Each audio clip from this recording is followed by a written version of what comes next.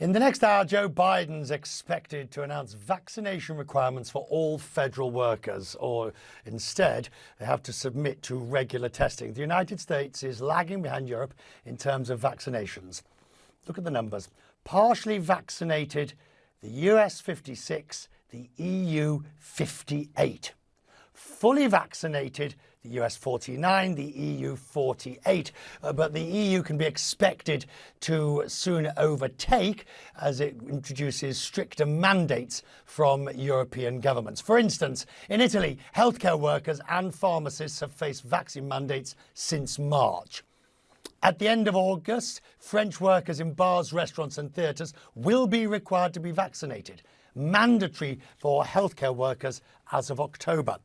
In England, it's care home workers who will need to be vaccinated by October, and patrons of nightclubs and large venues will need proof of vaccination by the end of the summer.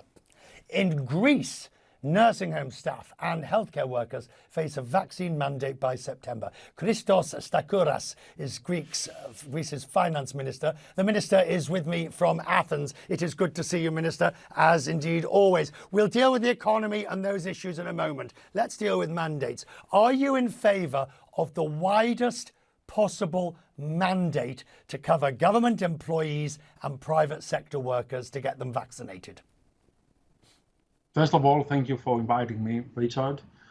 We have to admit that in Greece, the vaccination rollout is quite successful. Already, we have fully vaccinated 5 million people.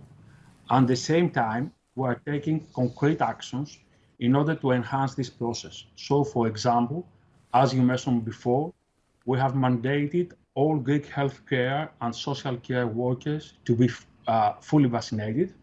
And at the same time, we have introduced a policy whereby only vaccinated people can be served at indoor cafes, restaurants, and bars.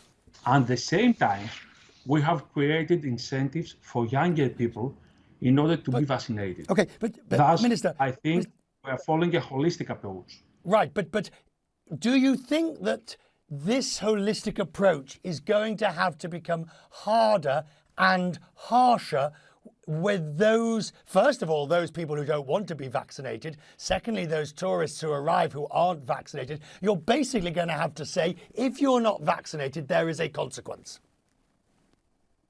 We have taken significant actions, as I mentioned before, but at the same time, we have a very efficient process regarding testing and tracing system. So in this case, if you combine the vaccination process with the testing and the tracing system, we think that we will keep visitors safe and allow hassle-free travel to Greece. I want to talk, if I may, about the redevelopment funds, the multi-billion investment funds and the redevelopment of the Olympic Athletic Centre of Athens that you're going to be putting money towards. It's appropriate we talk about it since the Olympics are underway at the moment. This stadium that you're putting money into, it's never made money. Since 2005, it's created losses of 7 million. It's cost you hundreds of million. Why are you putting valuable redevelopment funds into what's arguably an albatross that'll never make money? Because, first of all, we have proved in the last 2 years that we can attract investments and make valuable projects. One of these has to do with the development, with the sustainable development, as you mentioned before, of the Olympic Athletic Centre of Athens.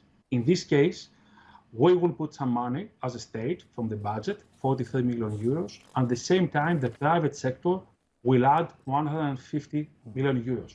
We expect that after a couple of years, at the end of 2023, we will manage to create 1,400 permanent new jobs. Right. We will create a first-class sporting arena. At the same time, we will enhance the environmental footprint of that project.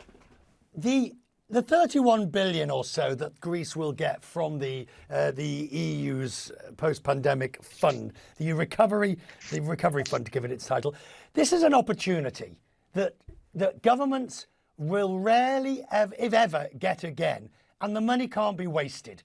How aware are you that this is a once-in-a-lifetime opportunity? We know that. At the same time, I would like to inform you that today, Greece was the first country to conclude the partnership agreement on cohesion for the period 2021-2027 of the size of 21 billion euros. 21 more billion euros, 77 billion euros is the whole envelope until 2027. And we have created an excellent government structure. We have proactive in designing our plan as advanced maturity is a prerequisite for the projects to be included in the envelope. At the same time, the RRF is a performance-based plan, thus maximizing our motivation to meet all milestones and targets. Minister, I'm grateful you've given us time. Thank you. We'll talk more as the year moves on to see where you're standing. It is good to see you as always. Thank you, sir.